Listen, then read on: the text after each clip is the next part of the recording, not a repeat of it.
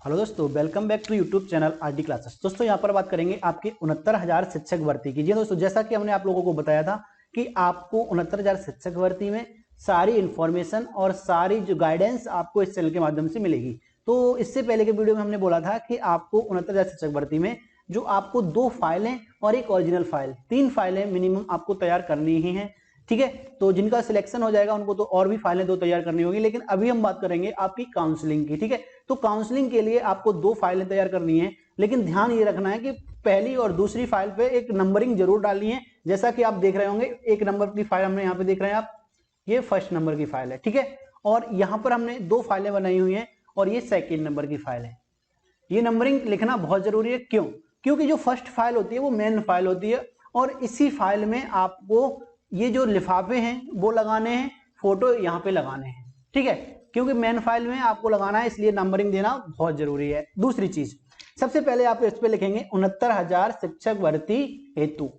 ठीक है, उसके बाद आवेदित जनपद का नाम, मतलब जो जिला आपको अलॉट होगा उस जिले का नाम यहाँ पे आपको लिखना होगा।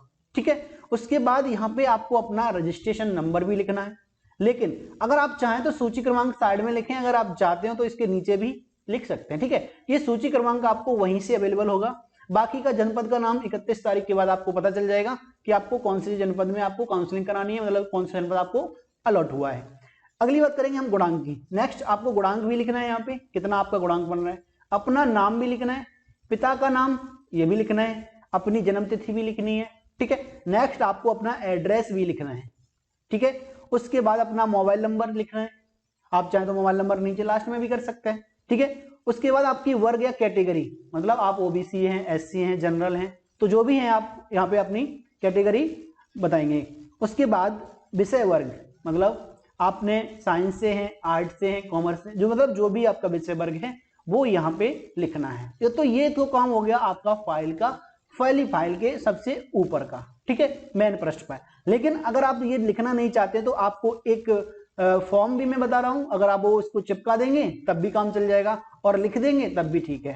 ठीक है, तो जैसा आप करना चाहें कर सकते हैं। चलिए अब स्टार्ट करते हैं इस फाइल में आपको लगाना क्या क्या है।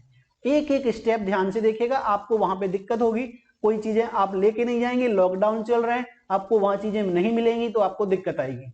ठीक है, तो इसीलिए आप घर से प्रिपेयर होके जाएं, पूरी तैयारी के साथ जाएं काउंसलिंग कराने, जिससे कि कोई दिक्कत ना हो। चलिए, तो सबसे पहले हम बात करेंगे आपके यहां पर जो फाइल है इसकी।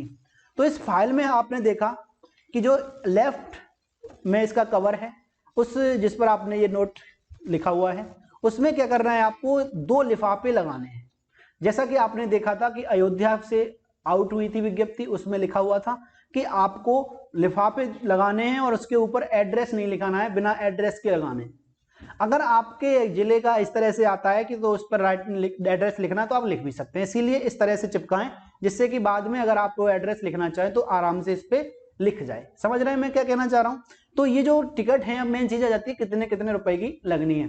तो एक लिफाफे पे 25 रुपए की टिकट लगाना अनिवार्य है। देखिए, जैसे कि आप देख रहे होंगे 15 की, 5 की और 5 की, तो 15 5 20 5, 25 रुपए की टिकट इस पे लगी हुई है और 25 रुपए की टिकट हमने इस पे भी लगाई हुई है। सेम 2 लिफाफे आपको लगाने हैं। नेक्स्ट, यहां पे आपको 2 फोटो आपने पिंच कर देने हैं, 2 फोटो।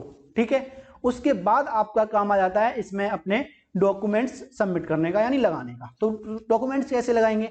सबसे पहले जो आपको काउंसलिंग का प्रारूप मिलेगा वो सबसे ऊपर होगा आपका, हालांकि सूची क्रमांक भी वहां मिलेगा।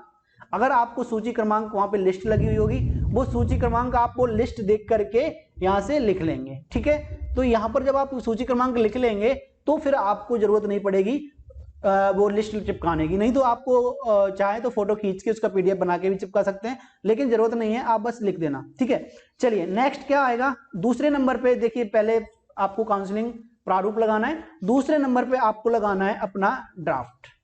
जो आपने ड्राफ्ट बनाया है, ध्यान रखना शपथ पत्र से पहले आपको ड्राफ्ट लगाना है।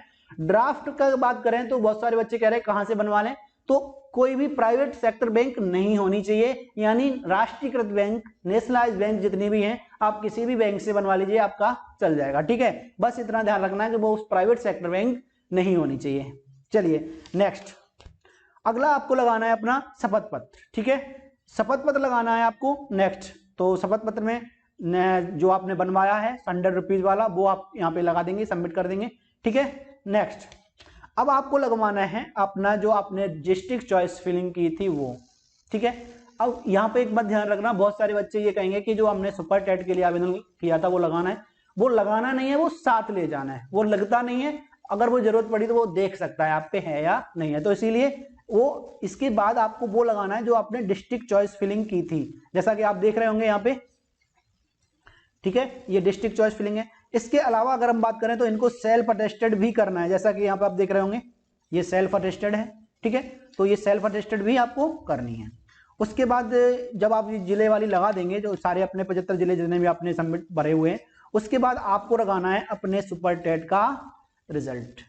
तो आप अपना सुपर टेट का रिजल्ट लगाएंगे, ठीक है, यहां पर। उसके बाद नेक्स्ट, अब आप लगाएंगे अपनी हाई स्कूल की मार्कशीट यानी अंक पत्र, ठीक है। उसके बाद आपको लगाना है हाई स्कूल का प्रमाण पत्र। ध्यान रखना, मैं जिस सीरियल नंबर से बता रहा हूं उसी नंबर से आपको लगानी है। और इसके बाद मैं एक रसीद और दिखाऊंगा लास्ट में वीडियो के, तो जब ये चीज खत्म हो जाए तो उसको देख जरूर लेना, ठीक है। तो चलिए नेक्स्ट अब आगे चलते हैं। और हाई स्कूल की सनद के बाद आपको लगाना है इंटरमीडिएट का अंक पत्र, ठीक है। उसके बाद आपको लगाना है इंटरमीडिएट का प्रमाण पत्र यानी सनद, ठीक है। उसके बाद आप ग्रेजुएशन पे आ जाएंगे तो फर्स्ट ईयर की मार्कशीट, उसके बाद नेक्स्ट सेकेंड ईयर की, उसके बाद नेक्स्ट थर्ड ईयर की, उसके बाद आपको लगाना है अपना डिग्री, जो भी आपने स्नातक की है, स्नातक का, और वो डिग्री लगानी है, ठीक है। अब आगे आ जाइए। नेक्स्ट, आपने जो डिप्लोमा किया या डिग्री ली है, जैसे कि बीएड किया है, बीडीसी किया है या अदर कोई समकक्ष किया हुआ है, तो उसके अपने जितने भी आपके अंक पत्र हैं सारे एक एक करके, सेमेस्टर वाइज है तो सेमेस्टर वाइज, और वार्षिक है तो वार्षिक भी लगा सकते हैं, ठीक है। तो जैसे यहाँ पे लगे हुए हैं चतुर्थ सेमेस्टर तक के। उसके बाद इसका आपको लगाना है अपना, आप जानते होंगे, डिग्री, ठीक है। चलिए, डिग्री के बाद आपको क्या करना है कि नेक्स्ट आपका काम आ जाएगा अब इसका, जो कि आपको टेट जो आपने दिया था, तो टेट का प्रमाण पत्र, टेट या सी टेट जो भी है, ठीक है। अगर सी टेट में आपके पास एक ही है, जैसे कि दो थे, कहीं अंक पत्र मिला था और देखो एक बार अंक पत्र प्रमाण दोनों मिले थे, अगर दोनों मिले हैं तो दोनों लगाएंगे, अगर एक मिला है तो एक लगाएंगे, ठीक है। नेक्स्ट आपका लगाना है, आपको सबसे पहले जाति मूल लगाएंगे बाद में, ठीक है। पहले जाति प्रमाण पत्र लगाएंगे, उसके बाद मूल निवास प्रमाण पत्र लगाएंगे, ठीक है। नेक्स्ट लगाएंगे अपना आईडी प्रूफ, ठीक है। इस तरह से आपकी फाइल हो जाएगी कंप्लीटली तैयार, ठीक है। तो आपको ध्यान रखना है, आपको 2 फाइलें लेनी है, और ये जो प्रारूप आपने ऊपर लिखा हुआ है फाइल 1 पे, वही चीजें आपको फाइल 2 पे लिखनी है, ठीक है। और सेम प्रोसेस पूरा रहेगा इसका। चलिए अगला हम आपको एक प्रारूप दिखा रहे हैं, ये देखिए, ये प्रारूप भी आपको तैयार करना है, समझ के जाना है क्या प्रारूप रहेगा। ये प्रारूप किसकी चीज का है, ये यहाँ पे लिखा हुआ है आपकी रसीद का विवरण, मतलब जो आप रिसिप्ट, रसीद जो आप डॉक्यूमेंट सबमिट करेंगे वहां पे आपको ये चीजें मिलेगी। तो ये रिसिप्ट में क्या होगा, आपने जो जो आवेदन पत्र रखा होगा, मतलब आपने जो यहाँ पे डॉक्यूमेंट जो जमा किए होंगे वो उसकी रिसीविंग मिलेगी आपको, ठीक है। तो ये रिसीविंग का काम करेगी, लेकिन इसको याद रखना है, अपने पास अच्छे से रखना है। तो इसमें करना क्या है, जो जो चीजें आप सबमिट कर रहे हैं उन पे टिक लगाने हैं। जैसे ऑनलाइन आवेदन की प्रति आपने जमा की है तो उस पर टिक, 4 फोटो शपथ पत्र दिया है, मूल रूप से बैंक ड्राफ्ट, मतलब जो ओरिजिनल रूप में होंगे ये सारे यहाँ पे, तो ओरिजिनल रूप में जो आप सबमिट करेंगे अपने डॉक्यूमेंट्स उसकी होगी। हाई स्कूल का दिया है तो इस तरह से हाई स्कूल की प्रमाण पत्र दिया है, इंटर का प्रमाण पत्र दिया है, अंक पत्र दिया है, तो दोनों पे लगा दो। स्नातक के देखिए, स्नातक के जितने वर्ष के आपने दिए हैं वो लगाने हैं। मान लो आपने तृतीय वर्ष का नहीं, तृतीय जो जरूरी है, लेकिन तो अगर द्वितीय वर्ष का नहीं दिया है, नहीं भी है, तो फिर आप इस पर सर्किल कर देंगे इस तरह से कि ये आपने सबमिट नहीं किया है, और इन पे आपको लगा देंगे इस तरह से ये हमने सबमिट की, जो भी सबमिट किए उस पर टिक लगाना है। उसके बाद इसी तरह से स्नातक के प्रमाण पत्र, बाकी के आपने जो डिग्री डिप्लोमा किया है उसके अंक पत्र प्रमाण पत्र आप देख रहे होंगे ये सारे, ठीक है। उसके बाद प्राथमिक स्तर के जो आपने टेट दिया है उसका अंक पत्र प्रमाण पत्र जो भी दोनों हैं, अगर दोनों तो एक है तो एक सबमिट करना है। उसके बाद अध्यापक की परीक्षा उत्तीर्ण कर प्रमाण पत्र ये आपको लगाना है, ठीक है। नेक्स्ट जाति प्रमाण पत्र, निवास प्रमाण पत्र, विशेष आरक्षण जैसे कि पीए, पीडब्ल्यू, ईडब्ल्यूएस वाले हों अगर उनका चल रहा है तो, नहीं तो कह सकते हैं पीएच हैंडीकैप्ड वगैरह होते हैं उनके लिए, ठीक है।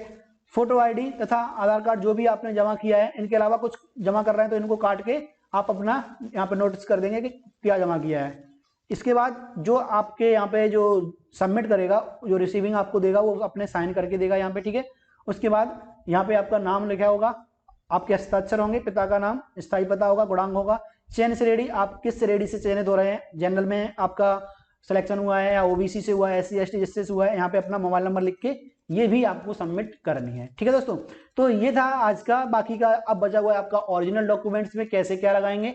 तो उसके लिए आपको 1-2 दिन का वेट करना होगा। 31 के बाद, जैसे ही आपकी 31 तारीख आ जाएगी, 31 तारीख को मैं आपके लिए लेके आऊंगा कि ओरिजिनल डॉक्यूमेंट्स की फाइल कैसी बनानी है, कैसे डॉक्यूमेंट्स लगाने हैं, कैसे अच्छी फाइल होनी चाहिए। पहली बात तो ये फाइल आपकी 10 रुपए वाली हो, 15 रुपए वाली हो, 20 वाली हो, चल जाएगी, लेकिन जो डॉक्यूमेंट्स आप ओरिजिनल फाइल देंगे तो वो फाइल अच्छी होनी चाहिए, क्योंकि वो केयर करेगी आपके डॉक्यूमेंट्स की, ठीक है। तो चलिए, ये वीडियो था, अगर पसंद आए तो लाइक शेयर कर देना, और अब मिलेंगे आपके साथ नेक्स्ट वीडियो में नेक्स्ट इन्फॉर्मेशन के साथ।